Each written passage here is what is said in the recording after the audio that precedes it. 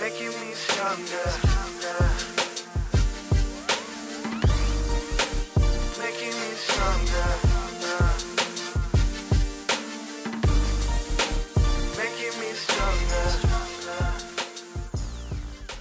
All right, what's going on, fam? This is your boy Mike Johnson, and welcome to another episode of Iron Sharpens Iron, just a web series of having conversations with different leaders from different backgrounds. We've spoken with authors and pastors, ministers, and I pray that you're able to really if you can kind of bottle at the heart of God, you can hear from the testimonies of these great men and women of God in regards to what God is doing in their lives, also what God can do in your life. So don't think that we're just I don't know. I just really want you to kind of really receive and notice people's hearts and considering how God is using them, and consider that you may not be a pastor, you may not be maybe a preacher or a singer, but praise God, by hearing the testimonies and how God started with them, you'll be able to notice what God is doing with you. As I always say, that God is a master architect, and He's the best chess player. He is moving pieces and locations, and you may not know exactly where God is doing, but just know that if God can do it in our lives, He can also do it for you. So I'm super excited for my brother, Pastor Theo Wilkins. He is the pastor of Three Oaks Baptist Church here in Los Angeles, and we're going to talk a little bit about pastoralship, leadership, and but before we do that, like always, I want him to share his testimony on how he got saved, starting with his leadership. Those of you who have heard of him preach, heard of him sing, but some of you may not know exactly how it started, and so maybe he's going to give you a kind of a snapshot into maybe his path that led him to where he is now, and also maybe a future of where he's going. So without further ado, Pastor Theo Wilkins. What's up, brother? God bless you, bro. Man, I appreciate you, fam. So, man, share us a story, man, as far as how you started, how you got saved, and now you're pastor. Just kind of give us a snapshot of the journey, man. Well, to be honest with you, the whole how I got saved thing is kind of, I don't know, hard to explain because I'm a church boy. Okay. I grew up in the church. So church all the time? Born and raised in church. I haven't been saved all my life, but I've been in church all my life. So, I was baptized at a very early age. Back then, Mama told you to get in the baptism pool, you had to get in the baptism pool. Right. So, but I was baptized at a very early age and started preaching at an early age. Was it like you was playing preaching, you just kind of fell into it? You know what? Yeah, I did. When I was a kid, I had all brothers, but I had a lot of female cousins, girl cousins.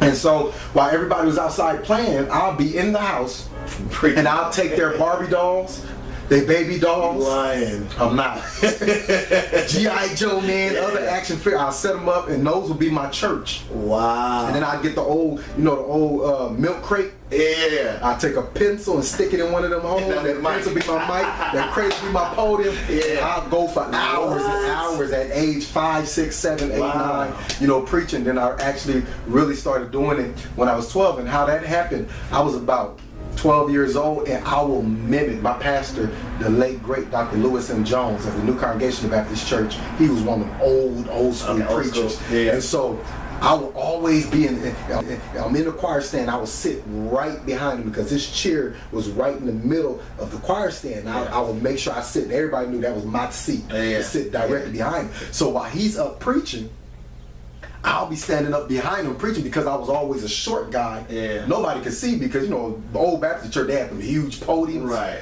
Pulpit podiums. So nobody could see me, and then he was a big guy too. So I'll stand right behind him. But while he's preaching, I'm preaching. And I'm mimicking him. Everything he doing, everything he say, I'm like, less than a second right after him. Saying it right after him. And so one Sunday, I just got to go, and he got in his hoop. Yeah.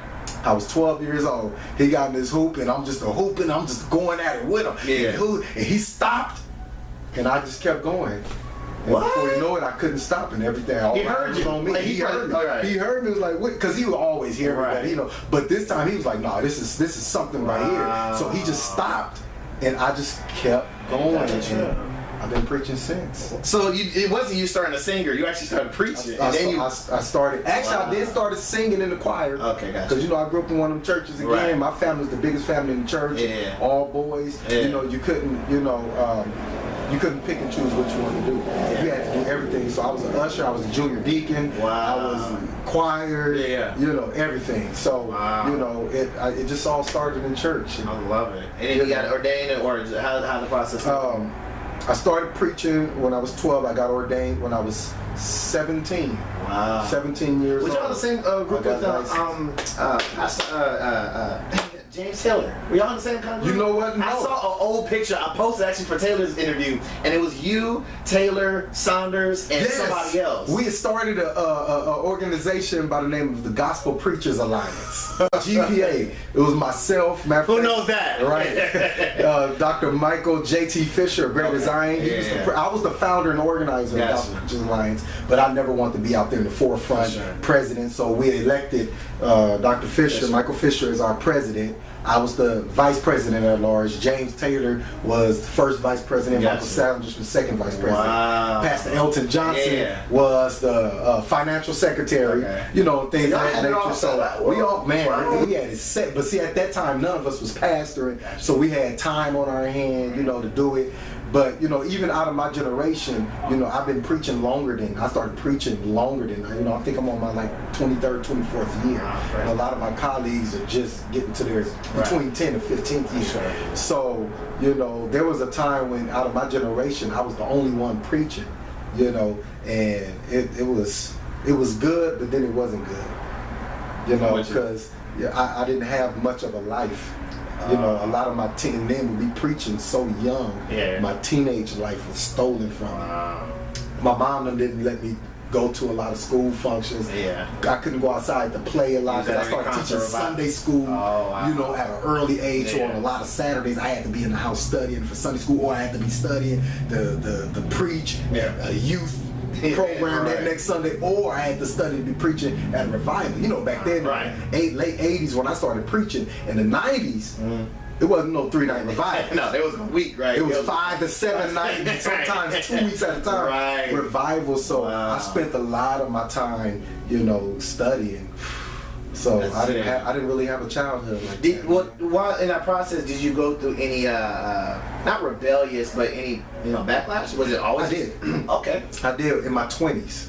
Gotcha. In my 20s. So you was in church, and then you went to that. Wow. Yeah, because I really couldn't, like I say, my mom, and then not only my mom, but my brothers. Everybody in my family kept me so sheltered, because at the time I was the only preacher in the family. And so they kept me so sheltered. And I didn't do nothing, you know, praise God, but I was a virgin until I got married. You know, things of that nature. I didn't do nothing. I mean, I was such, I don't know what to call it. I don't want to insult the real geeks out there, but I was such a geek, man. I'm in high school thinking that a girl could get pregnant by kissing, sitting on her lap, you know, stuff like that. No one talked about that, relationships, you know, and I was just so. And so when I got my maybe like early mid 20s, like 23, 24. You know, and I got married at an early age also. I was 18 when I got married. You know, and she was 18, so I got married really. I graduated high school in 94. I got married in 96. The beginning of 96, so it was really quick. Was it relationship or the culture of like church? You had to just culture of church. We got married 6 months after we met. See, my pastor and then my dad was chairman of the deacon board. The pastor was my uncle, so they're like, no, you can't be courting that girl. You gotta get married now. So, you know, I really didn't get to experience the whole girlfriend thing, you know, things of that nature. A lot I missed out on. Then when I got married, I was the only one out of my friends to get married. All of my friends were still single. And so hanging around them still, I found myself doing single things, you know, and which actually kind of had, you know, a lot to do with, you know, the downfall of my marriage. And, you know, and if I could share this with you, for sure. Preachers, you know, nothing against the preachers before me, but you know, they I was taught as a teen preacher that in order for you to have a good sermon, you have to have some dirt. You can't preach a good sermon without going through some stuff. Got you. You know, and you ain't been through nothing. You ain't been through nothing. You gotta go through something, you know, to preach. To have a good sermon. And I just you know, unfortunately, I believe that. Because that was all these older preachers that, you know, the generation before me, I looked up to them, so I believe what they said. Of course. And so, you know, with me having such a good life, you know, from teenager up until, you know, late teens, early 20s, I'm like, man, I want to be able to preach and have a testimony. I hear everybody else getting up saying that God delivered them from sex and delivered them from drinking and weed. I ain't got nothing on me. So you actually, your rebellion was actually so that you would have a story. So I could have a story to tell. Wow. And I never was an alcoholic, but I did drink. Just so you have a story. I never smoked weed, but I tried it. Just so I could have a story to tell. And then later in life, I ended up finding out one of the greatest stories to tell. And this is not to downplay nobody that have a story, but I feel one of the greatest stories to tell is that he kept me. Come on, that's good. See, and I wish somebody would have came and told me that you wouldn't have made those decisions. Wow. If he kept you. Come on. Because there's a lot of people that can't fall under that umbrella, that had to feel that they had to go out there, and not saying that God didn't keep them, but they had to experience those things. They had no other choice, or they made bad choices or whatever. You know, but I wish somebody would have came and told me, and, you know, hey, look, the greatest testimony that you had is I never had to smoke weed. I never had to be promiscuous. Wow. I never had to do, and God kept me.